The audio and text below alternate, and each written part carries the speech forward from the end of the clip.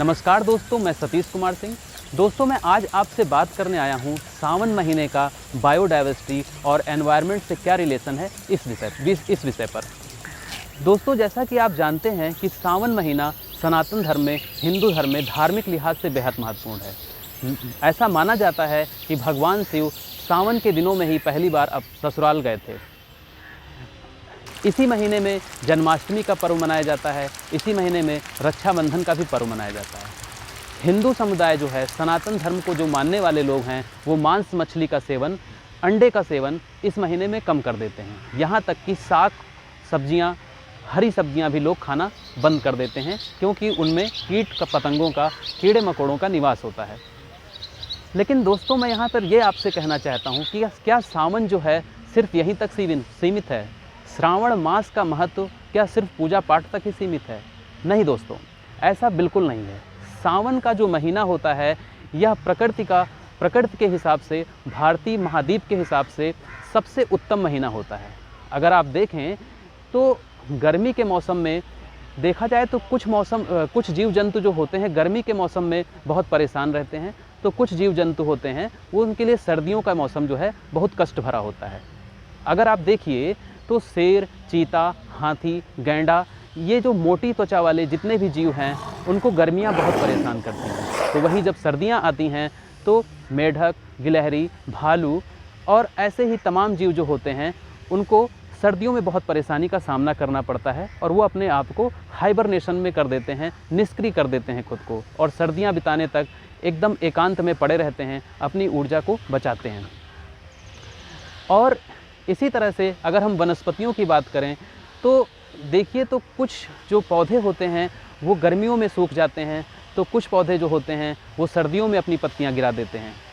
लेकिन अगर हम बात करें सावन की, जब पूरा मौसम खुशनुमा होता है, बरसात होती है, तो सारे जीव जंतु प्रसन्न होते हैं। शेर, चीता, भालू हो या मेढक हो, सांप हो, गिलहरी हो, भालू हो, ये सारे जीव जंतु प्रसन्न होते हैं। खुद इंसान बहुत प्रसन्न होता है, घूमने फिरने निकलता है, खुली हवा में सांस लेना चाहता है, अच्छा भोजन करना चाहता है। ऐसा क्यों होता है? ऐसा इसलिए होता है कि इस मौसम में, सावन के महीने में प्रकृति और जीव जंतुओं में दोस्ती हो जाती है। कीट पतंगे भी तेज़ी से अपना विस्तार करते हैं। पशु पक्षियाँ पक्षी जो होते हैं वो चहक रहे होते हैं। पशु जो होते हैं वो दौड़ते हैं, कुलांचे भरते हैं। इंसान खुद प्रसन्न होता है, किसान प्रसन्न होते हैं। घुमड़ते और उमड़ते बादल उद्योगपतियों को भी खुश करते हैं, क्योंकि अच्छी कृषि होती है तो उद्योग जगत भी जो है उससे लाभान्वित होता है। तो दोस्तों, मेरा कहने का मतलब ये है कि सावन के महीने को केवल धर्म के लिहाज से, पूजा पाठ के लिहाज से ही महत्वपूर्ण नहीं मानिए, बल्कि इसको बायोडाइवर्सिटी, एनवायरनमेंट की हीलिंग और इकोलॉजिकल जो बैलेंस है, जो पर्यावरण में जो नुकसान हुआ है उसकी जो क्षतिपूर्ति है, उसके लिहाज से भी सावन का महीना बेहद महत्वपूर्ण है।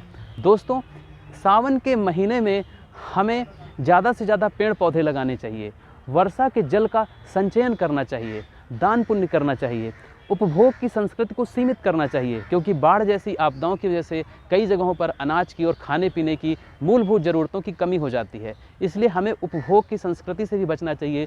ज़्यादा से ज़्यादा चीज़ों का मिसयूज़ कम कर देना चाहिए, और ऐसा करके हमें पर्यावरण से दोस्ती करना चाहिए, उससे एक संवाद स्थापित करना चाहिए, और ज़्यादा से ज़्यादा पर्यावरण के रखरखाव में और उसमें जो जितनी क्षति हुई है उस क्षतिपूर्ति के लिए प्रयास करना चाहिए। तो दोस्तों, बस मैं इतना ही कहना चाहूँगा कि सावन के महीने को केवल धार्मिक लिहाज से नहीं, बल्कि एनवायरनमेंट और बायोडाइवर्सिटी के लिहाज से भी महत्वपूर्ण समझें और उसका सम्मान करें और उसके साथ चलें। नमस्कार दोस्तों।